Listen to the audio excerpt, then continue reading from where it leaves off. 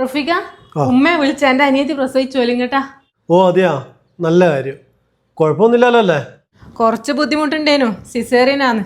Blood വേണ്ടി വന്നു. നാട്ടിലെ ഒരു വാട്സപ്പ് ഗ്രൂപ്പിൽ ഇട്ടരോ പെട്ടെന്ന് ബ്ലഡ് കിട്ടീന്. ഓ ബ്ലഡ് വേണ്ടി വന്നിന് കിട്ടീനല്ലേ? അല്ല, നമ്മളെ മതത്തിൽപ്പെട്ട ആൾക്കാർ ബ്ലഡ് തന്നെയാണോ കിട്ടിയത്?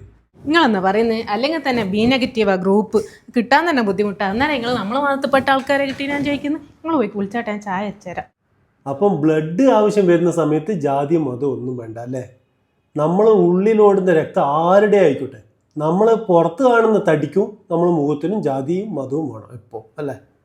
നമ്മളെന്തെങ്കിലും അപകടത്തിൽപ്പെടുമ്പോൾ നമ്മളെ എടുത്തിട്ട് അടുത്ത ഹോസ്പിറ്റലിലേക്ക് കൊടുക്കുന്നത് ഏത് ജാതിയിൽപ്പെട്ട ആളെന്ന് ആരെങ്കിലും ചോദിക്കലുണ്ട? അന്നേരവും വേണ്ട ജാതിയും മതവും. എൻ്റെ അനിയത്തിയുടെ ഭർത്താവുണ്ടല്ലോ, അയാൾ കഴിഞ്ഞ ആഴ്ച ഒരാൾ ആക്സിഡൻറ്റിൽ മരിച്ചെന്ന് പറഞ്ഞപ്പോൾ അത് നമ്മളാളാണോ എന്ന് ചോദിച്ചത്. ഒന്ന് കൊടുക്കാനാണ് എനിക്ക് തോന്നിയത്. മതം നമ്മളെ വേർപ്പെടുത്താനല്ല, ഒരുമിപ്പിക്കാനാണ്. പക്ഷേ സ്വാർത്ഥ ലാഭത്തിന് വേണ്ടിയിട്ട് പലരും ഇതിന് ദുരുപയോഗം ചെയ്യുന്നതാണ് പ്രശ്നം. നന്നാവുക.